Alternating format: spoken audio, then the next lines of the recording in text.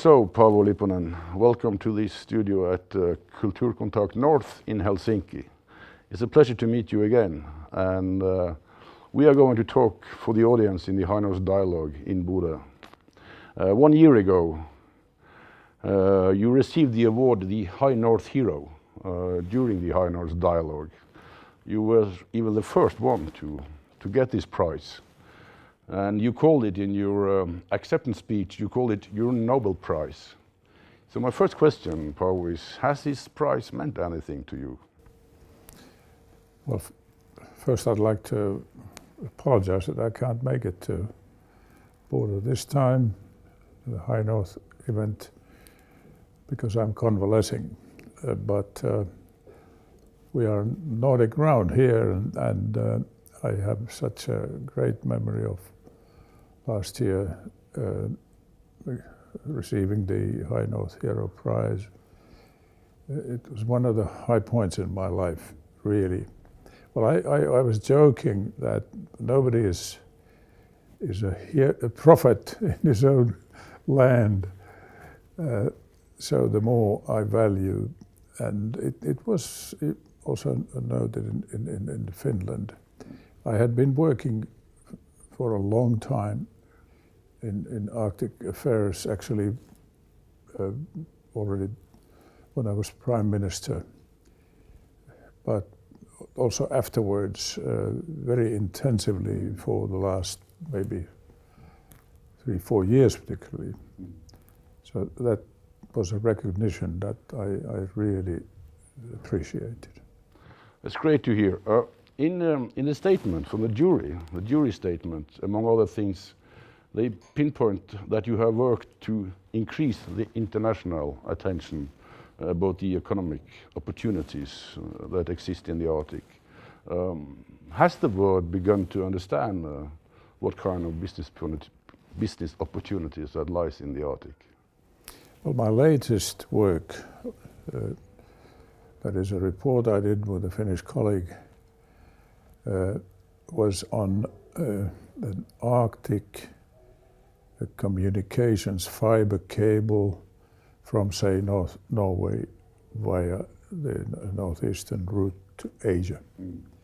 And for the Minister of Communications and Transport in Finland, and Minister Berner has been now very active, and I hear that it is advancing, this project, between the countries that would be first involved, including Japan and China.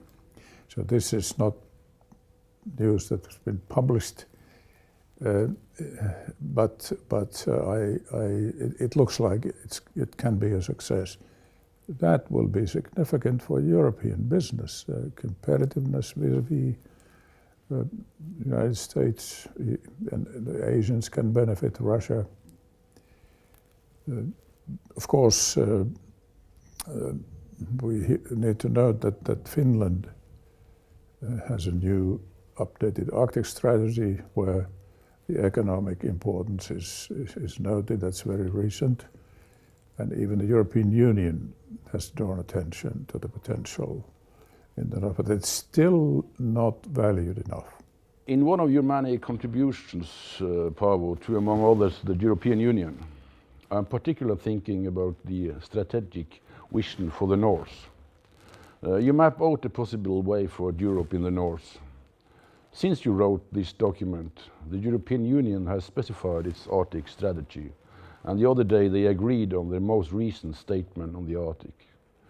Do you recognize any of your thoughts and ideas in the way the European Union approaches the Arctic?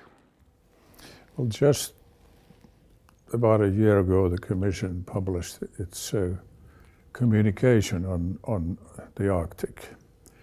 And since then, the European Parliament has given its comments. And this is a major step forward. And I had the honor of cooperating with the Commission President Jean-Claude Juncker on this. I sent my he asked for a contribution. And I believe that the European Union will be a bit more active. Of course, environment is the number one concern, but also the Commission recognizes the economic potential and, for example, is of the opinion that there is a great need for infrastructure investment up in the north, and that's fundamental for economic progress, particularly onshore.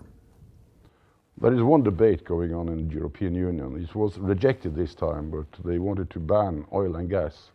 That may appear again. How do you look on that issue?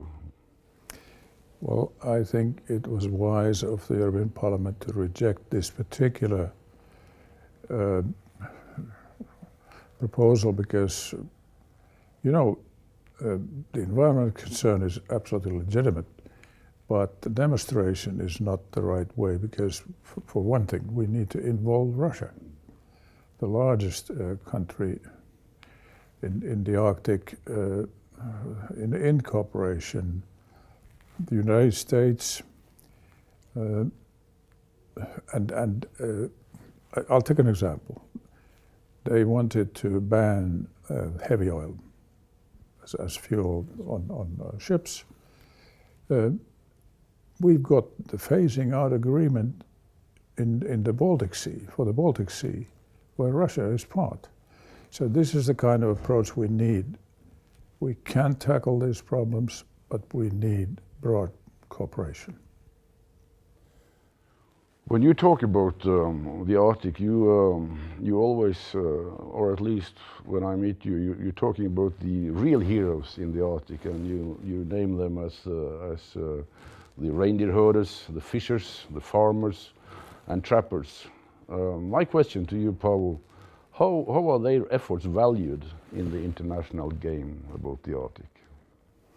Well, you know, I'm a convalescent and I watch the TV and I watch these Norwegian programs on Finnish TV. There are many, and they are almost all from the north.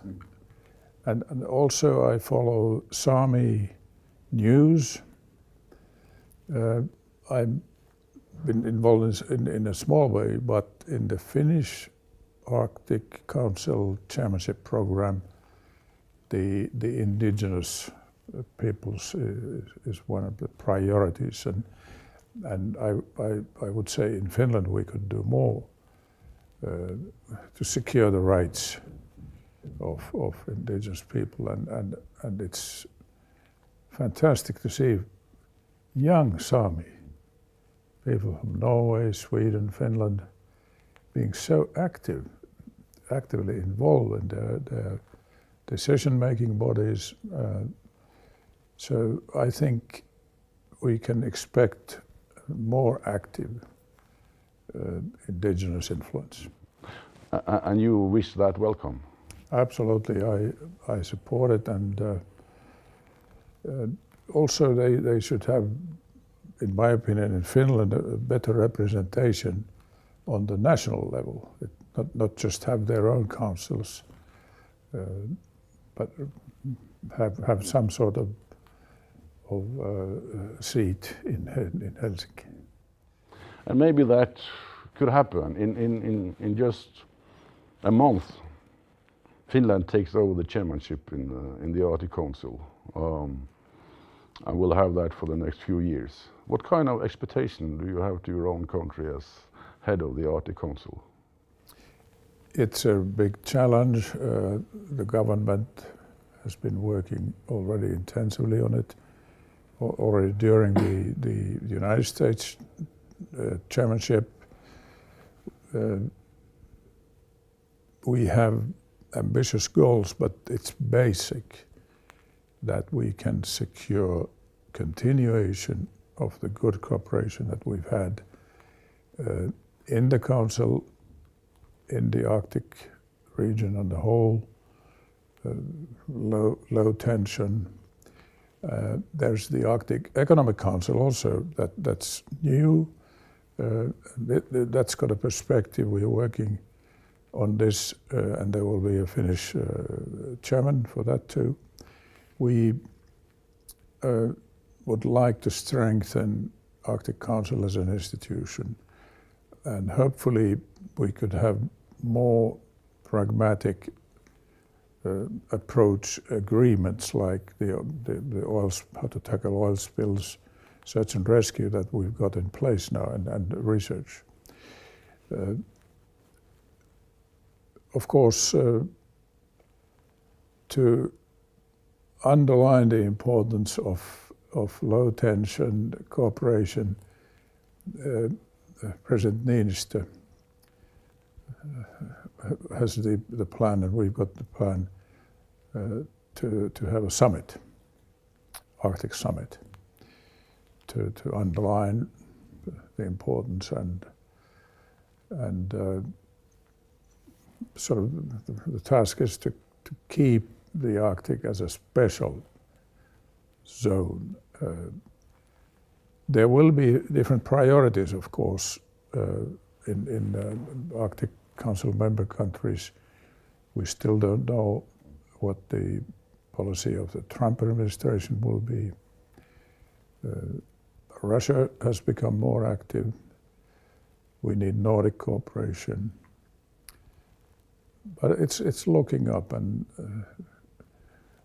the cooperation, that's basic.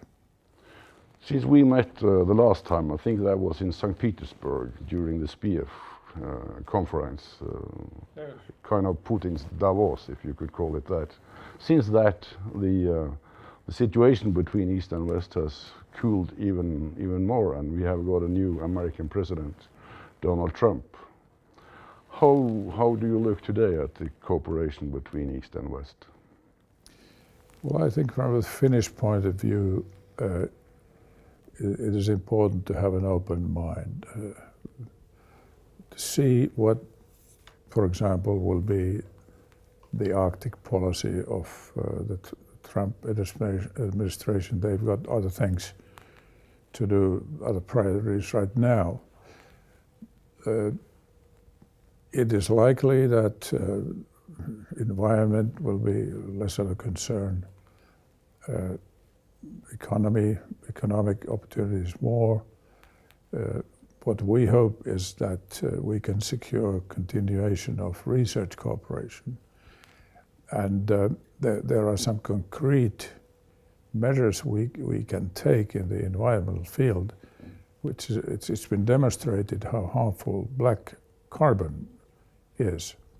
So why not take that as a concrete project? There are funds already available. We don't need necessarily any new funds even. So open mind. Finland tries to be an honest broker in this situation. And naturally it's important that the overall situation could improve. Syria, the Ukraine is very difficult. Yeah, it is difficult, and some people are fearing a new Cold War, or some even may mean that we are in a situation of a new Cold War. How do you look at that? Well, I think the military posturing is not it's a real concern for Finland, but I don't see a new Cold War at this point. We'll have to watch closely what happens, particularly now with the Trump policies unfolding, and it looks like other partners, including Russia, have also sort of a wait-and-see attitude, giving them benefit of the doubt. One last question, Paavo. When you were in Buda, you met a lot of young people, and they are now looking at you as a true High North hero. What kind of message would you give in this situation we are in now to the young people who is going to to shape the future of the Arctic. Do you have anything you want to say to them? Thank you for this question, because I was so impressed in Bodø, High North, receiving the prize by the young students demonstrating real competence, coming from different countries in the Arctic area, including Russia. That was something. I thought, is this true? That they are so good. I think we can look forward to a new generation with a balanced view, environmentally conscious, that's sure, but also understanding the importance of economic opportunities being used in a sustainable way in the Arctic. And there we are actually, in many ways, only in the beginning. So Paavo, it's always a pleasure to meet you, and thank you for taking your time to talk to the High North Dialogue, and we wish you all a very good future as a High North hero. And thank you very much. Thank you. It's a great honor for me, it was, to be a High North hero.